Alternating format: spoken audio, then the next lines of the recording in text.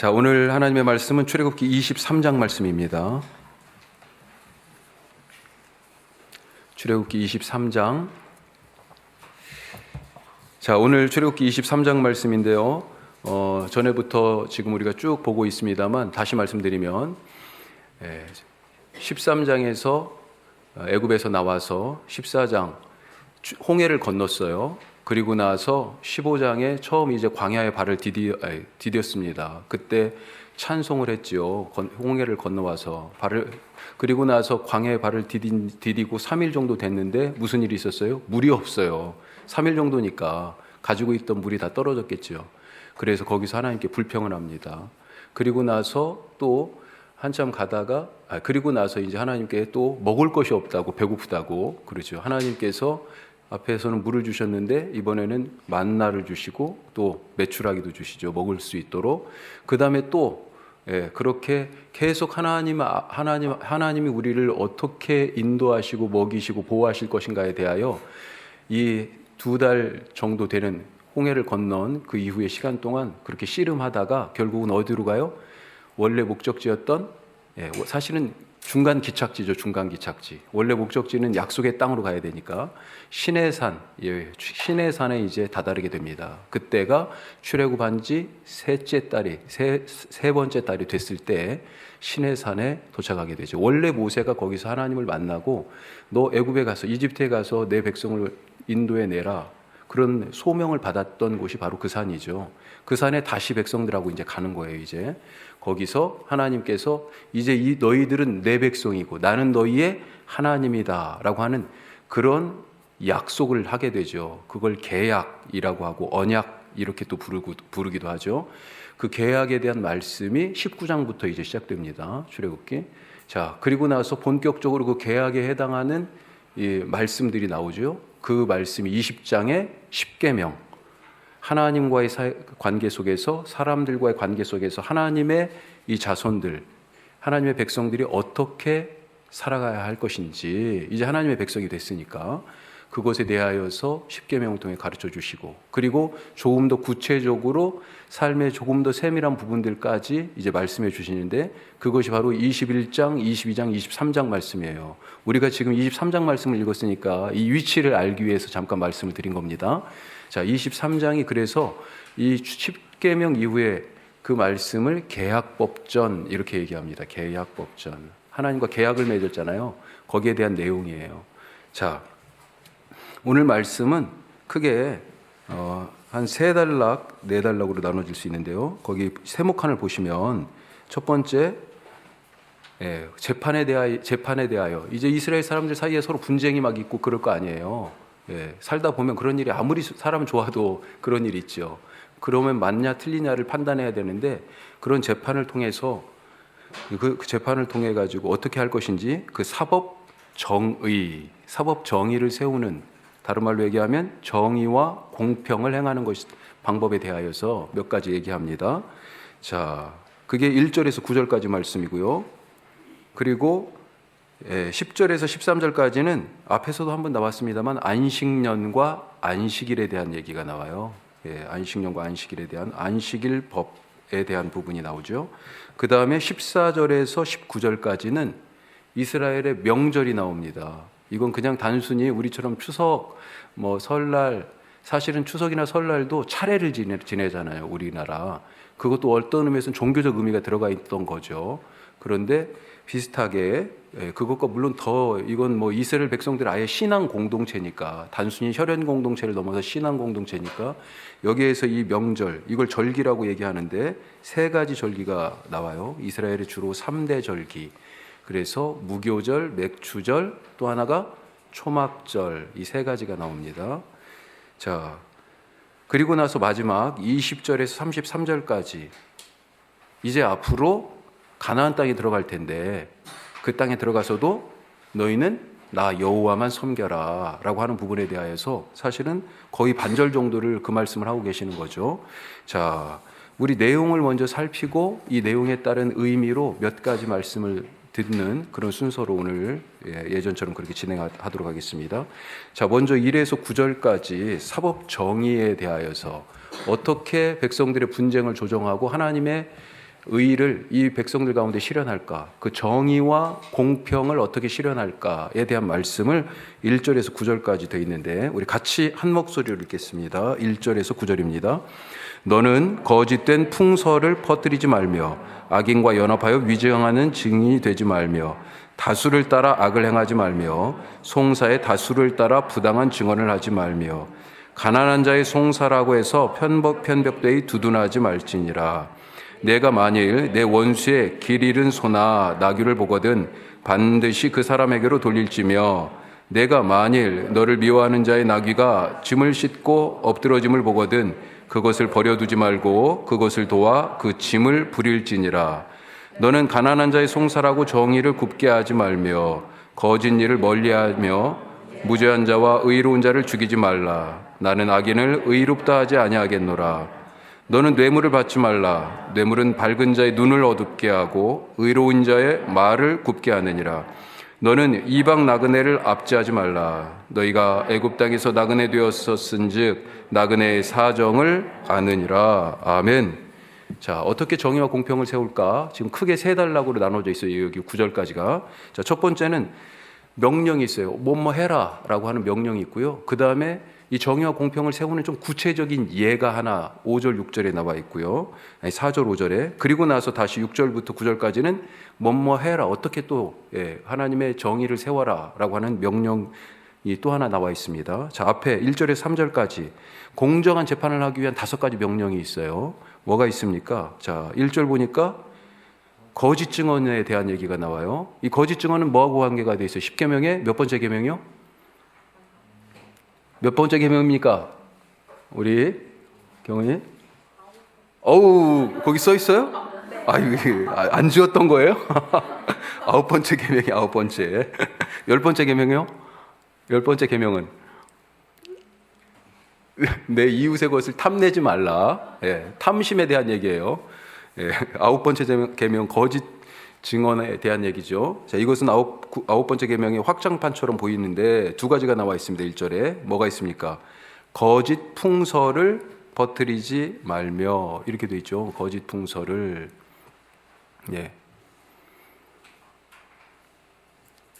자, 그 다음에 악인과 연합하여 위증하지 말라. 거짓말이에요, 다. 이런 것을 통하여서 하나님의 의가 훼손되는 거죠. 자, 2절에 보니까 또 공평에 대한 얘기가 나옵니다. 자, 재판장과 증인에게 하는 얘기예요. 재판장에게도 이렇게 재판하고 증인들도 이렇게 증언하라. 어떤 거요? 다수에게 좌우되지 않고. 자, 여기서 다수는 뭘 얘기합니까? 그러니까 그렇죠. 여론이나 힘이나 사람들의 목소리죠. 하나님의 뜻이 아닌 다른 것을 따라가지 마라라고 하는 것입니다. 그래서 구체적으로 세 번째가 다수를 따라 악을 행하지 말며 또 다수를 따라 부당한 증언을 하지 말라. 그렇게 말하고 있어요. 자, 3절에서 정의에 대한 얘기가 나오죠. 자, 이건 좀 사실은 의외예요. 의외처럼 보이는 그런 말씀이 있어요. 자, 3절 말씀 같이 한번 다시 읽겠습니다. 가난한 자의 송사라고 해서 편벽되이 두둔하지 말라. 편파적으로 가난한 사람 편들지 말랍니다. 그런데 사실 구약의 말씀은 이런 말씀이 거의 없어요. 그래가지고 이거 사실은 저도 다시 히브리 성경 좀 찾아보고 영어 번역도 다양하게 좀 찾아봤는데 약간 영어 번역도요 서로 이렇게 약간 이렇게 서로 반대적으로 번역한 게 있고 우리나라 번역 중에는 공동 번역 성경이 지금 이것과 완전히 반대로 번역을 했어요. 그러니까 가난한 사람들의 권리를 너무 침해하지 말라 이런 식으로 지금 번역을 했어요.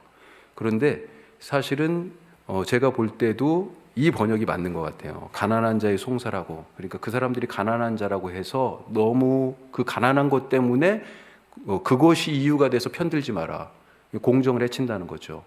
하지만 구약의 대부분의 얘기들은요, 하나님은 약한 자의 편, 가난한 자의 편, 없는 자의 편이라고 하는 얘기가 가난한 자의 하나님이라고 하는 그런 개념이 어떤 것보다 강합니다.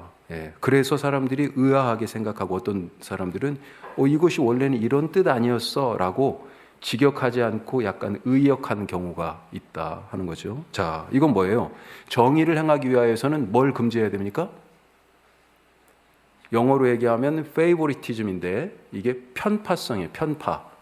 편애하지 말라. 이건 지금 재판장이 그냥 불쌍하니까 가난한 사람, 저 사람 편을 들어주는 거죠. 그런 거 하지 말라. 외모를 보고 판단하지 말라예요, 사실은.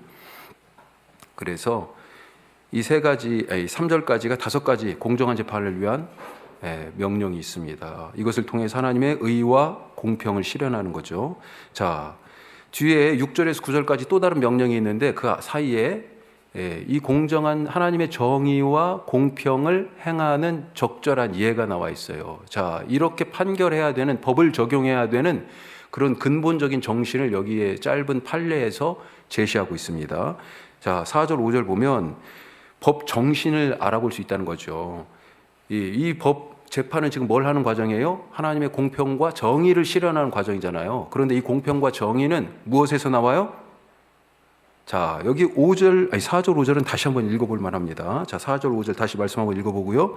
내가 만일 내 원수의 길 잃은 소나 나귀를 보거든 반드시 그 사람에게로 돌릴지며 내가 만일 너를 미워하는 자의 나귀가 짐을 싣고 엎드러짐을 보거든 그것을 버려두지 말고 그것을 도와 그 짐을 부릴지니라. 아멘. 어떤 거예요? 뭐가 정의라는 것입니까? 원수의 나귀, 미워하는 자의 짐승이 지금 그렇게 지금 어려움에 처했어요. 어떻게 해야 돼요? 도와야 된다고 하잖아요. 정의는, 공평은 어디에서 나와요? 자비에서 나옵니다. 자비.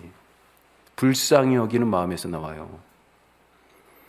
원수의 이 길 잃은 짐승이나 내가 미워하는 자의 나귀가 짐을 싣고 엎드려져 있는 이 상황 속에서 어떻게 해야 하나? 불편한 인간관계, 원수잖아요. 미워하잖아요. 그 불편한 인간관계 때문에 올바른 행동을 하는 것을 주저하지 말라는 것입니다. 이 올바른 행동을 함으로 인하여서 그래서 어떻게 돼요? 하나님의 의가, 하나님의 공평이 더 나은 하나님의 정의가 세워진다는 것입니다. 자, 여기서 우리가 한 가지 더 살펴볼 수 있는 것은요. 하나님은 아까 말씀드린 것처럼 이제 뒤에 6절부터는 약자에 대한 얘기예요. 자, 그런데 하나님은 지금 이 4절, 5절에서 특별히 뭘 얘기하세요? 뭘 도와주라는 거예요? 미워하는 사람이나 원수를 도와주라는 얘기입니까? 이 사람이 도와줄 것은 짐승이에요. 짐승이 지금 길을 잃거나 짐승이 너무 짐이 무거워가지고 그 짐을 감당하지 못하는 상황에서 뭘 도와주라고요? 짐승을 도와주랍니다. 이 정도예요, 하나님이. 이 짐승은 어떤 존재입니까? 사람은 그래도 재판정에 가서 송사라도 할 수 있죠. 근데 짐승은 이런 기회조차도 없는 거예요. 그러니까 하물며 그런 기회조차도 없는 짐승까지도, 그러니까 법정에 갈 수 없는 취약한 존재로서 이 짐승까지도 하나님이 보호하시는 분이시다. 이게 하나님이 이것을 통하여서 세우기를 원하시는 의와 공평이다라고 하는 것입니다. 지금 몇 년 전부터 우리 사회의 화두가 공정, 정의, 공평 이런 거 아닙니까? 우리가 오늘 말씀 잘 들어야 돼요. 이게 바로 법 정신이고요. 이게 실현해야 할 기본적 가치예요. 엄정한 법 집행이라고 하는 것은 바로 이런 걸 얘기하는 것입니다. 자비의 마음이 없으면 엄정한 법 집행이라는 것이 말뿐인 자기 변명일 수 있어요. 자, 6절에서 9절을 보면요. 다시 재판을 어떻게 하라고 지금 말씀하는데 각종 송사에서 이걸 지웠어야 되는데 약자에 동그라미 쳐주세요. 약자를 보호하는 법. 자, 그러면서 5개의 명령이 또 나옵니다. 자, 6절, 7절에 보니까 약자 중에 누가 있습니까? 가난한 자가 정말 대표적인 약자죠. 가난한 자가 지금 재판정에 왔어요. 아까 3절 말씀하고는 완전히 조금 대조되는 거죠. 그리고 의미가 다릅니다. 그러니까 이 가난한 자 3가지가 나와 있어요. 정의를 굽게 하지 말고 거짓 일을 멀리하고, 이 사람이 지금 재판정에 왔어요. 무지한 자, 의로운 자를 죽이지 말라 이렇게 얘기하고 있고요. 그 근거가 뭡니까? 나 여호와 너희 하나님은 악인을 의롭다 하지 않는다. 바로 그것입니다. 자, 또 8절 보면요. 뭐가 있어요? 뇌물을 받지 말라. 뇌물을 받지 마라. 자, 근거는 뭐예요? 눈 밝은 자의 눈을 어둡게 하고, 또 의로운 자의 말을 굽게 한다. 눈이 어두워져요. 눈이 밝았는데, 눈이 밝다는 것을 성경은 뭐라고 해요? 마음이 밝은 것을 눈이 밝은 것으로 얘기해요. 예. 마음이 밝아요. 그런데 그 눈이 어두워져서 분간을 못하는 거죠. 뭘 얘기했습니까? 사탄이 아담과 하와에게 처음 유혹의 말이 뭐예요? 이걸 먹으면 너희 눈이 밝아져, 이렇게 얘기했어요. 너희 눈이 밝아져. 예, 너 지금 못 보고 있는 거 있지? 이렇게 유혹했다고요. 다 보고 있는데. 그런데 뇌물은 뭐예요? 이 눈을 어둡게 하는 거라고요. 판단이 안 됩니다. 또 의로운 자의 말을 굽게 해요. 예. 자, 그 다음에 9절로 가서 또 약한 자 중에 하나가 누구예요? 뇌물을 받지 말라는 얘기는 뇌물이 없는, 재물이 없는 그런 사람을 얘기하는 거죠. 약자에 대한 얘기입니다, 사실은. 그 다음에 9절, 이주민, 이방 나그네죠. 우리 사이에 사실 이주민이 얼마나 많습니까? 이제 림카가 서울로 갔습니다만, 사실 지금 원주에만 해도요, 우리 이주민 학생들하고 맨날 지금 학교에서 그렇게 지금 업무를 보고 있는 우리 자매님도 계시고, 예, 너무 많아요, 이제. 우리는 이제 사회가 이제 바뀌었습니다. 예전에 우리 뭐 단일 민족 이런 얘기 했었잖아요. 이제 그런 얘기 하면 안 돼요. 예. 이제 우리나라뿐만 아니라 온 세계가 그런 얘기가 이제 거의 불가능한 시대가 돼버렸습니다. 다 서로 이주민이고요. 언제 내가 이주민이 될지 알 수가 없습니다. 우리나라가 이만큼 지금 세계 10위 경제대국 됐다고 하지만 언제 다시 아래로 내려가서 처지가 그렇게 될지, 위로 올라간다고 교만할 일도 아니고요. 항상 정말로 내가 언제 그 처지에 있을 수 있다라고 하는 그런 생각으로 살아야 되는 거죠. 오늘도 그렇게 말씀하시잖아요. 이주민들, 이방 나그네를 압제하지 말라고 말씀하시면서 뭘 얘기하세요? 근거가 너희가 바로 나그네 아니었냐? 나그네 심정은 나그네가 잘하는 거 아니야? 그렇게 하나님 말씀하고 계세요. 자, 9절 말씀 보면요. 자, 너는 이방 나그네를 압제하지 말라. 자, 그 근거가 뭐예요? 근거가 같이 해요. 너희가 애굽 땅에서 나그네 되었은즉 나그네의 사정을 아느니라. 야, 이거 하나님, 너희가 저 사람들 사정 더 잘 알지 않아? 너희 400년 동안 남의 땅에 살았잖아. 그것도 노예로. 그렇게 얘기하고 계십니다. 그들이 이 사회의 약자라고 해서, 돈이 없다고 해서, 누구는 돈 써요, 뇌물 줘요. 예. 누구는 가난해요. 여러 가지 약자들이 있죠. 그 사람들을 보호하고 그 사람들의 정의를 찾아주는 재판을 해라. 그렇게 하나님의 공평과 의를 사회에서 실현하라고 말씀합니다. 자, 이제 두 번째 단락으로 넘어와서 안식법에 대해서, 자, 안식 혹은 안식년, 안식일에 대한 얘기가 나와 있죠. 자, 13절까지 있어요. 10절, 11절은 안식년. 그러니까 7년, 매 7년째 될 때가 안식년이죠. 그 다음에 12절은 안식일. 그리고 이 안식일이나 안식년을 왜 말씀하시는지 13절에 나와 있습니다. 자, 우리 안식일법에 대하여 10절에서 13절까지 같이 읽습니다. 너는 여섯 해 동안은 너의 땅에 파종하여 그 소산을 거두고 일곱째 해는 갈지 말고 묵혀두어서 내 백성의 가난한 자들이 먹게 하라. 그 남은 것은 들짐승이 먹으리라. 내 포도원과 감람원도 그리할지니라.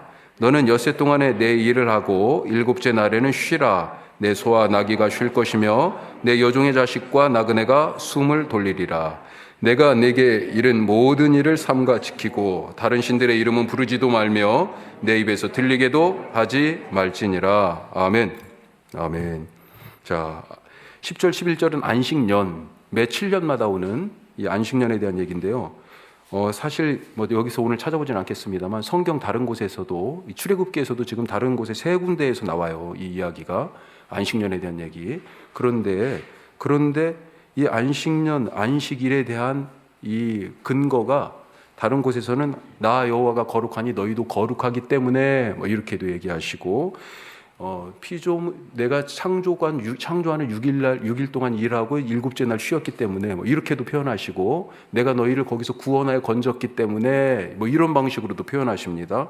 자, 그런데 오늘은 안식년을 보내라고 하는 이유가 좀 특별해요. 뭐라고 돼 있습니까? 그렇죠. 가난한 자와 들짐승이 먹게 하도록 양식을 공급할 목적이에요. 땅을 묵히고 농사를 짓지 않아서 가만히 놔두랍니다. 그러면 누가 거기 와서 자랄 거 아니에요. 예, 내가 심지 않았지만 그래도 뿌려놨던 게 있으니까 자라요. 예, 포도원이든지 밭이든지. 가난한 자가 먹고 또 누가 먹어요? 들짐승도 먹고. 하나님이 이렇게 짐승을 생각하신다니까. 하물며 공중의 새도 먹이시는데 하물며 우리일까 보냐. 예수님 말씀이 딱 맞는 거예요. 대단하신 말씀이죠. 자, 12절에 안식일에 대한 얘기. 누구를 위해서 안식일을 가지라고 그랬어요? 여기서도요. 너 말고, 너는 맨날 쉴 수 있잖아. 네 마음대로 네가 정해서 쉴 수 있잖아. 너 말고 뭐라고요? 내 짐승들, 그래요. 여종, 자식, 그리고 나그네들을 위해서. 내 집에 잠깐 머무는 나그네들을 위해서. 밥 얻어먹고 있는 사람들이죠. 종은 아니지만. 그래서 안식일을, 이 목적이 참 특별해요. 자, 13절. 이렇게 안식년과 안식일을 갖다가 말씀하는 이유, 우리가 이제 뒤에 가서 조금 더 살펴볼 텐데, 그것은 하나님과의 신뢰 관계에 대한 부분이에요. 일 안 하면 어떻게 됩니까? 일 안 하면 당장 지금 일이 끊어지면 어떻게 돼요? 당장 오늘 내가 직장을 잃으면 어떻게 돼요? 뭐부터 걱정해요? 어떻게 먹고 살지. 지금 이스라엘 백성들의 광야에서의 가장 관심사 중에 하나는 뭐라고요? 먹는 거예요. 늘 말씀드리지만 출애굽기의 키워드 중에 같이 묶어가는 이 하나가 뭐냐면 공급, 먹을 거, 공급과 보호라고요. 누가 이 광야에서 나를 지켜줘요? 지금 맨몸으로 나왔잖아요. 그렇죠? 어디로 갈지도 몰라요. 공급하고 하나님 먹여주시고 나를 지켜주시는 것에 대한 걱정이 늘 있는 거지. 그런데 일 안 해요. 뭘 먹고 살 거예요, 이거? 하나님은 이미 만나를 주셔서 어떻게 사는지 그 법을 알려주셨어요. 자, 뒤에 가서 다시 한번 의미를 찾을 때 말씀하고요. 특별히 여기 이 풍요로운 삶을 위해서 이방신을 섬기지 말라. 그러니까 안식일도 안 쉬고 안식년도 땅을 안 놀리고 하는 건 뭐예요? 내가 그만큼 더 갖겠다는 그런 거잖아요. 그건 뭐예요? 다른 말로 얘기하면 탐욕입니다. 탐욕. 탐심에 대한 거예요. 안식일을 쉬라는 얘기, 안식년을 쉬라는 얘기는 탐심을 버리라는 얘기고요. 더 많이 갖고자 하기 위하여서 가나안 땅에 딱 들어갔을 때 지금 똑같이 우리 땅이나 블레셋 땅이나 이 가나안 민족들의 땅이나 똑같이 비가 오잖아요. 그렇죠? 똑같이 해가 뜨고요. 똑같이 추수할 때가 돼요. 씨 뿌릴 때가 똑같고 추수할 때가 됐는데 더 많이 거두고 싶잖아요. 그렇죠? 그런데 이 가나안 땅에 원래 살고 있던 이 블레셋 같은 민족들은 어땠습니까? 원래 위치도 평야지대였어요. 지중해 근처에. 이 사람들을 보니까 농사가 풍성하네. 유대인들은 지금 어디 살아요? 예루살렘 쪽 그 산지에 살아요. 농사 잘 안 되는 땅이에요. 그 블레셋은 오히려 평야에 살고 있고. 그래서 보니까 거기에 농사가 잘 돼. 그런데 그 이유를 어디서 찾아요? 야, 저 사람들은 바알을 섬기는구나. 저 사람들은 아세라를 섬기는구나. 바알이 바람과 구름과 비의 신이에요. 햇볕의 신이에요. 그리고 아세라는요, 땅의 신이고 여신이고 다산의 신이에요. 그러니까 이야, 저것들을 섬기니까 잘 되는구나. 그 신들의 이름을 따라 부르게 돼 있다는 거죠. 13절 뭐라고 돼 있어요? 먹고 사는 것 때문에 다른 신들의 이름은 부르지도 말며. 바로 이 얘기가, 그래서 갑자기 왜 안식년 안식일을 얘기하다 이게 나왔냐, 그 얘기입니다. 자, 넘어가서요. 이스라엘 3대 절기 14절에서 19절까지 있습니다. 절기 3개가 뭐라고요? 무교절.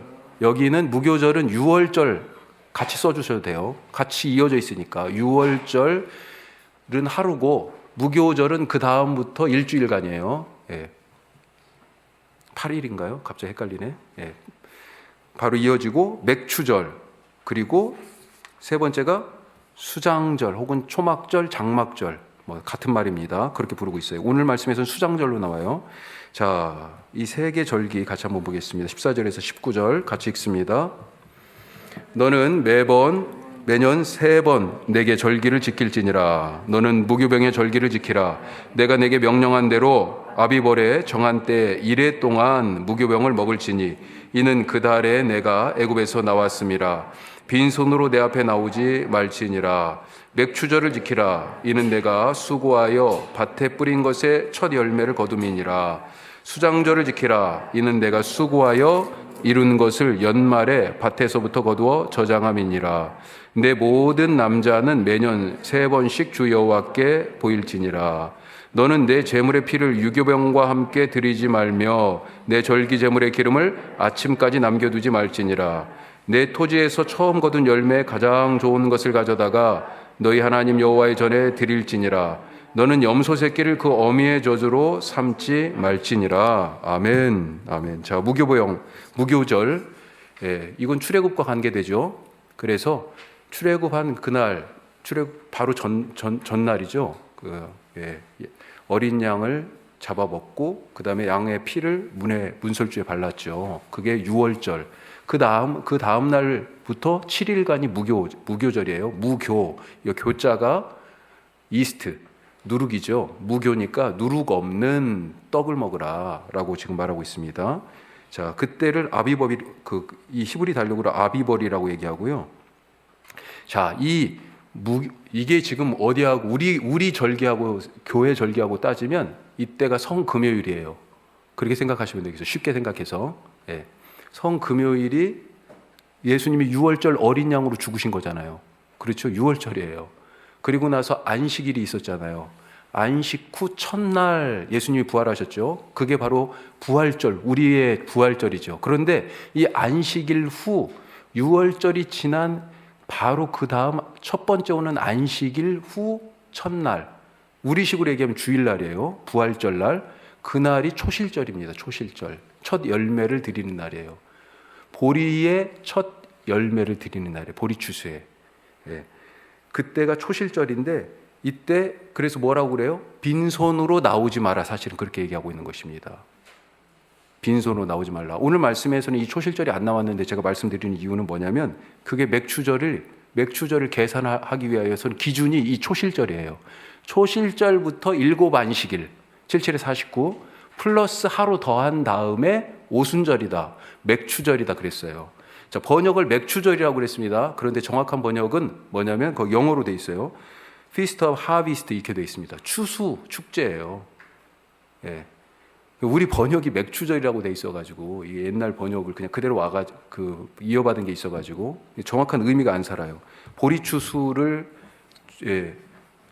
우리나라 날씨로는 그게 맞을 수도 있는데 이게 기본적으로 이게 추수에 대한 절기다. 자,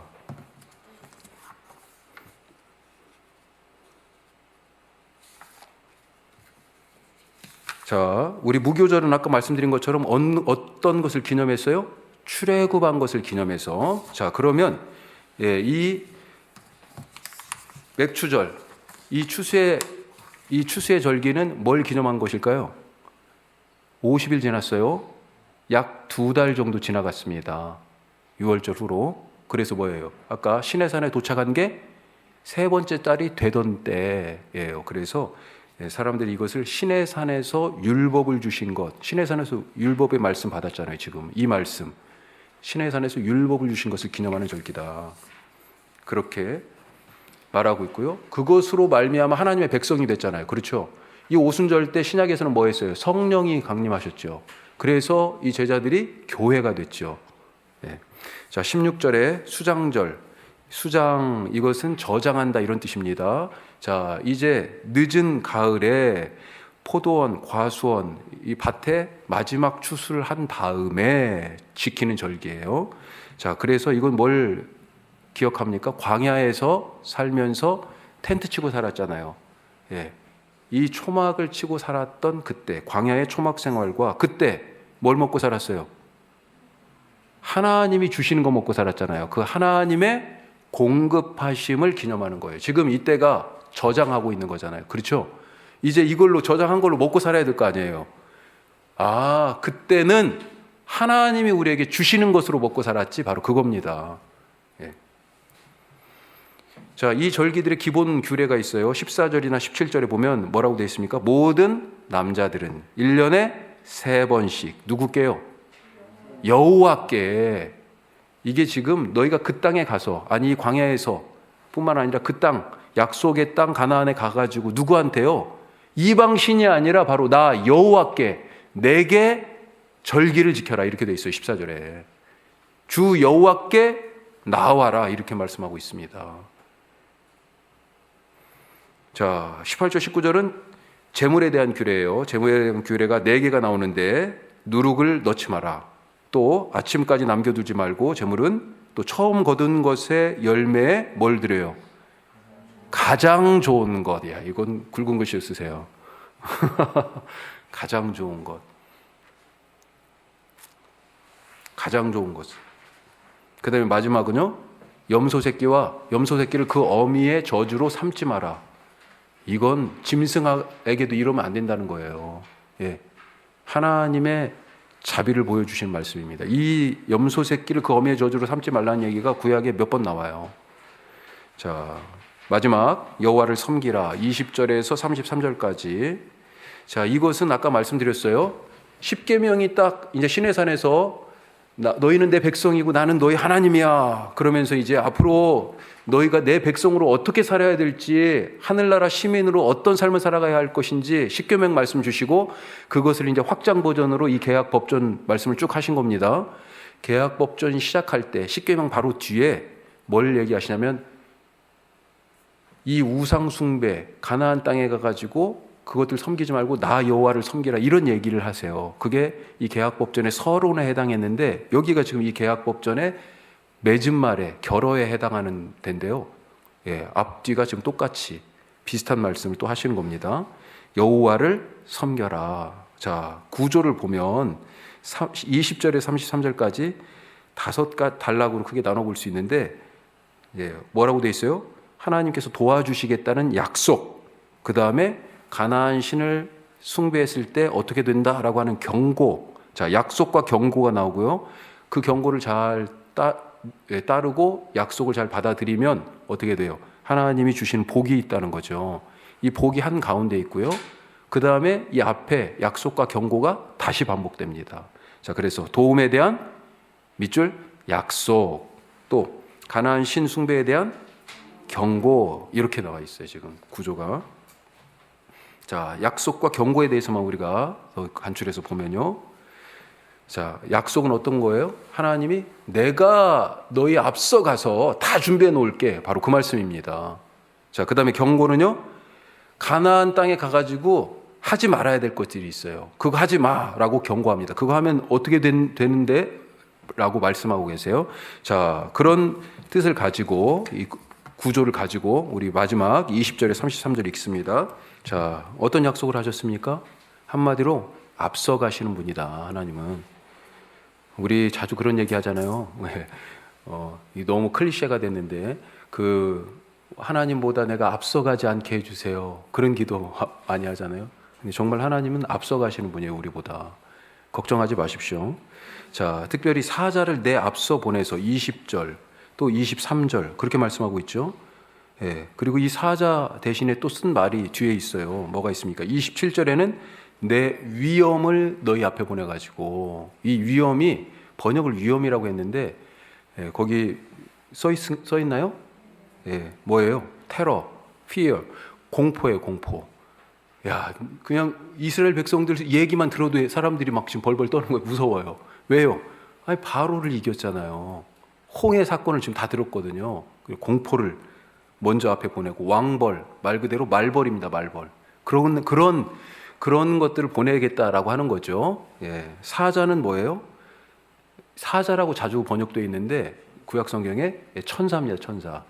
하나님의 천사나, 우리 수호 천사 얘기하는데 하나님의 천사나, 이런 하나님 그들 가운데 공포를 불러일으키는 그런 소문들, 이런 것들을 다 미리 보내서 준비하신다는 겁니다. 자, 그래가지고 27절부터 다시 내가 너희를 도와줄 거다 이렇게 이제 말씀하시는데 계속해서 7번에 걸쳐서 내가 뭐뭐하겠다, 내가 뭐뭐하겠다, 내가 뭐뭐하겠다 7번에 걸쳐서 계속 말을 해줍니다. 하나님 확신을 가지라고 우리에게 말씀하시는 거죠. 자, 또 경고를 하는 부분이 있어요. 경고. 가나안 땅에 가서 뭘 하지 말라고 경고합니까? 예. 자, 뭘 경고해요? 가나안의 신을 숭배하지 말고. 자, 24절에 나오죠. 24절 같이 한번 읽겠습니다. 너는 그들의 신을 경배하지 말며 섬기지 말며 그들의 행위를 본받지 말고 그것들을 다 깨뜨리며 그들의 주상을 부수고. 그리고 32절에 그들의 신들과 언약하지 말라. 자, 이렇게 합해가지고 네 가지 정도라고 볼 수 있는데 행위, 그들의 행위를 따르지 말라고 돼 있어요. 어떤 행위가 있습니까? 자식을 불살라서 신에게 바쳐요. 그런 거에 있어요. 그 다음에 엄청나게 난잡한 성생활. 그 모세 오경에 보면 이런 그릇된 성문화에 대하여서 금지하는 얘기들이 많이 있는데 그게 바로 다 애굽, 이집트 그리고 가나안에 만연한 성문화였던 거죠. 그거 다 금지한 거예요. 더군다나 가나안 사람들은 이 성행위, 신전에서의 성행위가 제사의 한 방법이었어요. 신을 섬기는. 그렇게 해가지고 풍요, 다산, 자식을 많이 낳고 신이 주는 풍요를 누린다라고 하는 그런 의식으로 그런 행위들을 했단 말이죠. 그런 거 다 금지예요. 또 주상을 부순다. 번역이 주상이라고 되어 있는데 그래 저도 사실은 옛날에 잘 몰랐어요. 이거 준비하면서까지 잘 몰랐어 사실은. 저희 영어 성경을 다시 보고 그 다시 찾아오니까 히브리 성경을 이 주상이 돌이에요. 돌. 저는 돌이에요. 돌. Sacred stones 이렇게 되어 있습니다. 신성한 돌. 돌 세우는 거예요. 아세라 상을 찍어버려라 이런 거 있잖아요. 이 아세라 상이요. 아세라 폴스 이렇게 되어 있습니다. 폴. 골포스트에 이 폴대 있잖아요. 폴대. 이 폴이에요. 아세라 그러니까 이게 아세라를 상징하는 돌덩어리죠. 그런 겁니다. 아세라 상, 돌의 돌. 그거 다 찍어버려라. 자, 가나안 땅을 하나님이 주셨습니다. 그러면서 이것을 하지 말라라고 말씀하시는 거예요. 왜 가나안 땅을 이스라엘 백성들에게 주신다는 거예요? 왜? 바로 이와 같은 가증한 일이 이 가나안 사람들이 행하는 이 가증한 일 때문에 그 사람들로부터 이 땅을 구원하셔야 되겠다는 거예요. 그래서 그 구원의 방편으로 또 한편 이걸 다른 관점에서 보는 거예요.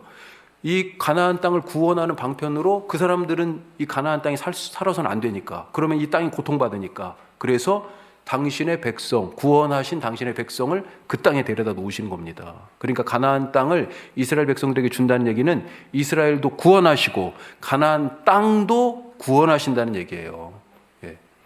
자, 오늘 이제 내용을 여기까지 살폈고 의미를 조금 더 3가지만 더 살펴보면 자. 키워드를 그렇게 잡았습니다. 정의와 공평에 대한 얘기가 있었잖아요. 그렇죠? 자, 정의와 공평. 그것을 행하기 위하여서는 뭐 하라고요? 아까 맨 처음에 무슨 얘기가 나왔어요? 재판에서 뭐 하지 말라고요? 거짓말 하지 말라. 이걸 뒤집으면 진실하라. 진실하라. 정의와 공평을 이 땅에 세우기 원하면 진실하라는 것입니다. 한 말은 했다고 얘기하고요. 잘못했으면 내가 잘못했다고 인정해야 정의와 공평이 실행되는 거예요. 자꾸 다른 말로 덮고 그러면 뭐예요? 거짓말에 또 거짓말에 또 거짓말이 되는 거잖아요. 안 세워져요. 자, 9절까지는 앞에 재판에 대한 것인데 하나님의 공평과 정의를 실현하기 위한 그 하나의 행위로서의 재판을 얘기하는 겁니다. 그것을 그 재판에서 하나님의 정의와 공평을 실현하기 위하여 진실하라고 말씀합니다. 거짓 증거하지 말라는 그 얘기는 뭐예요? 거짓말하지 말라는 얘기잖아요. 이 거짓말 어디에서 오는 겁니까? 마귀에게서 오는 거예요. 자, 거기 말씀 써 있죠. 마귀는 거짓의 아비인데요. 자, 요한복음 8장 말씀 같이 읽어요. 너희는 너희 아비 마귀에게서 났으니 너희 아비의 욕심대로 너희도 행하고자 하느니라. 그는 처음부터 살인한 자요, 진리가 그 속에 없으므로 진리에 서지 못하고 거짓을 말할 때마다 제 것으로 말하나니 이는 그가 거짓말쟁이요 거짓의 아비가 되었습니다. 사탄을 뭘로 규정합니까? 거짓말의 원천으로 얘기하잖아요. 거짓말을 하는 사람은 이미 사탄의 자식이라는 거예요. 그걸 증거하는 겁니다. 하나님의 자녀가 아니에요. 거짓말은 우리가 알다시피 살인이나 도적질이나 간음, 십계명의 다른 그런 계명들, 그런 것처럼 당장 눈에 보이게 누군가에게 손해를 끼치는 그런 것은 아닌 것처럼 보여요. 하지만 거짓말은 어때요? 그 사람 혹은 그 공동체를 속에서부터 골맞썩게 만듭니다. 더 심각한 거예요. 다른 것은 죄가 바로 눈 밖으로 보이잖아요. 근데 이건 속에서부터 나와. 속에서부터. 공동체에 거짓말이 돌기 시작하면 겉으로는 멀쩡해 보여도 그 공동체가 속은 완전히 썩어 있어가지고요. 나중에 밖으로 그 증상이 드러났을 때는 어떻게 돼요? 회복 불능입니다. 그런 때가 많아요.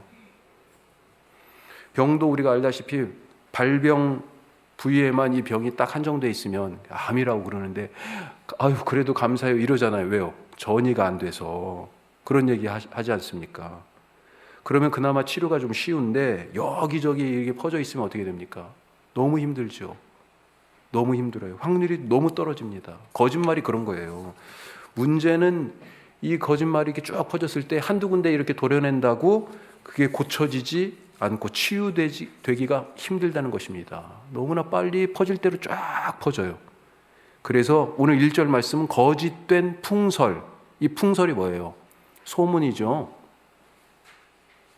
이것을 퍼뜨리지 말라. 거짓된 가짜뉴스, 우리식으로 요즘 얘기하면 거짓말을 생산하는 그 사람이 우선은 문제지만 더 큰 문제는 뭡니까?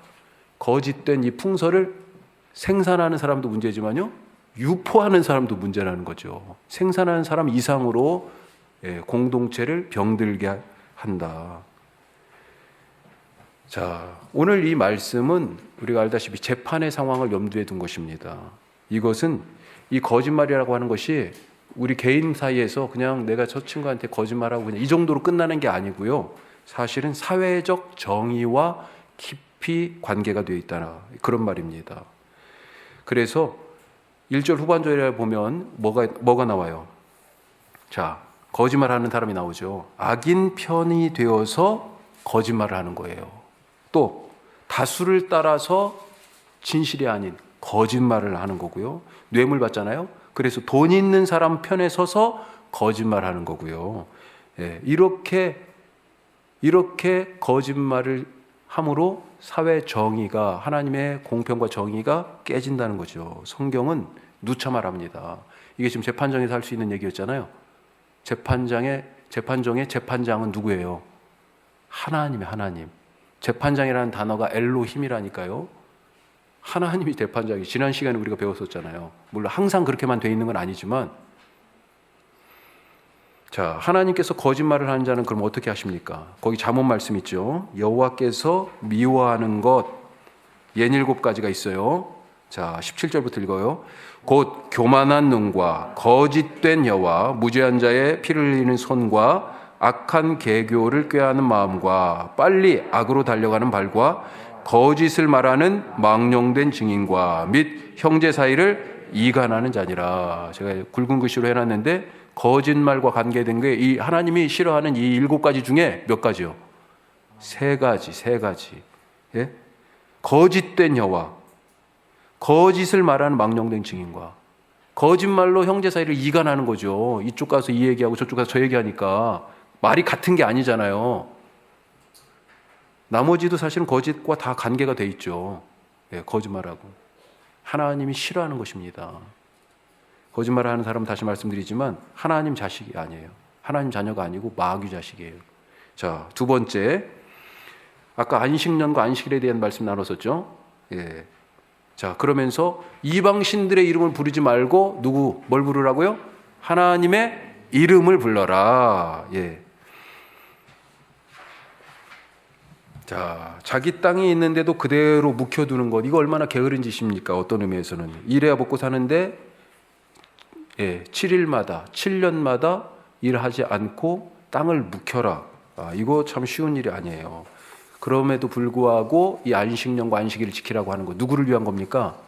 약자들을 위한 거예요. 약자들을. 자, 11절 12절 말씀이 그 얘기인데 우리 아까 읽었으니까요. 넘어가고요. 자, 이렇게 안식일에 쉬고 안식년에 놀면 불안하지 않냐, 바로 그 얘기입니다. 문만 열면 돈을 벌 수 있는데 문을 안 열어야 된다. 더군다나 옛날은 지금처럼 식량이 넉넉하지 않았잖아요. 이것은 무슨 말씀이에요? 만나를 먹는 믿음으로 살라라고 하는 말씀입니다. 만나를 먹는 믿음으로 살라고. 광야에서 그걸 가르쳐 주셨잖아요. 그래서 6일째는 너희가 이틀 걸 거둬라 그러셨죠. 자, 그런데 오늘 지금 만나를 거뒀어. 내일 먹을 거 있어요? 없어요. 없어. 오늘 만나를 거두러 가서는요, 내일 것까지 거두는 게 아니에요. 그건 안식일 전 6일째만 그러는 거고요. 오늘 먹을 것만 거둬요. 그게 만나를 먹는 믿음입니다. 나는 내일에 대해서 내가 책임 안 지고, 누가 책임져요? 이거 너무 무책임한 것처럼 보이죠, 지금. 그런데 하나님이 그걸 요구하세요. 내일은 누가 먹여요? 하나님이 내가 너희 먹인다. 내일에도 똑같이 만나를 주겠다라고 얘기하셨고요. 그렇게 광야에 사는 40년 동안 만나를 계속 공급하셨다고요. 요단강 건너고 나서, 그리고 나서 만나가 끊어졌어요.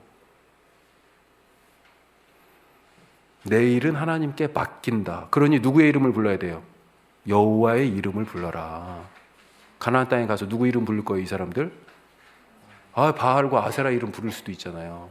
걔네들이 너희를 먹이는 게 아니라고. 그 신들은요, 죽은 신이에요. 가짜 신이에요. 응답이 없어요. 자, 세 번째, 내 앞에 가시는 분이 있다. 그래서 뭘 하라는 겁니까? 하나님을 신뢰하라. 신뢰. 출애굽기 관심사 중에 하나는 하나님에 대한 신뢰입니다. 하나님 정말 믿을 만한 분인가? 어떻습니까? 처음에 모세가 와가지고 하나님이 구원하신대. 하나님이 너희를 데리고 이집트 땅에서 데리고 나오라고 그러시는데, 구원에 대한 얘기를 했을 때 이 사람들이 뭐라고 그랬어요? 무슨 소리 하는 거야? 막 그랬죠. 말이 되는 소리야? 왜요? 아니, 누가 이 세계 최고의 힘센 이 이집트 바로의 손에서 우리를, 노예인 우리를, 바로의 재산이잖아요. 누가 우리를 이 바로의 손에서 빼가지고 가요? 못 믿었어요. 못 믿었죠. 그럼에도 불구하고 결국은 나왔어요. 홍해 앞에 섰습니다. 아직 홍해 못 건넜어요.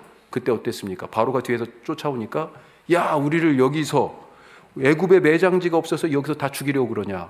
또 하나님을 불신했습니다. 그리고 나서 홍해 건너가지고도요, 여전히 불신이에요. 마실 물 없다고 불신, 아까 말씀드렸지만 먹을 음식 없다고 불신.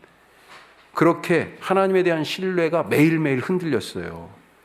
그때마다 하나님 어떻게 하셨어요? 먹을 것을 공급하셨고, 또 구름 기둥과 불 기둥으로 지켜주시고 인도하셨습니다. 자, 오늘 말씀, 내가 천사를 미리 보내겠다고 그러셨잖아요.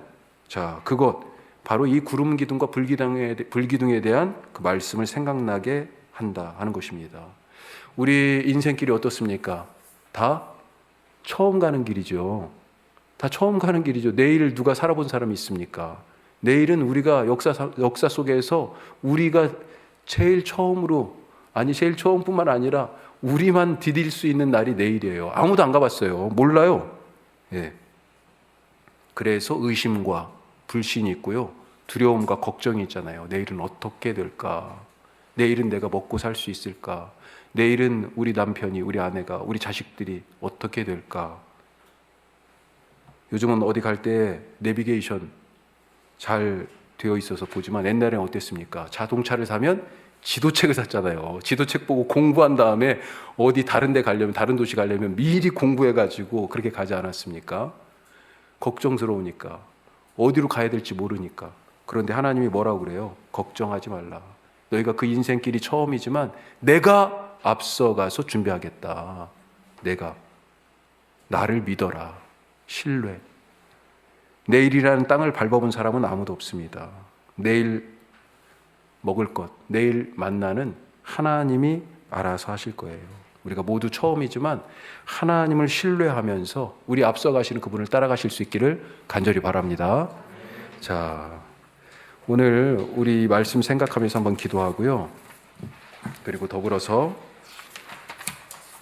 오늘 우리 아픈 분들이 있습니다. 우리 교우들 중에 여러분들이 있는데 우리 아픈 식구들을 위해서 함께 기도합시다. 우리 같이 함께 한번 기도하고 오늘 마치겠습니다. 기도합시다.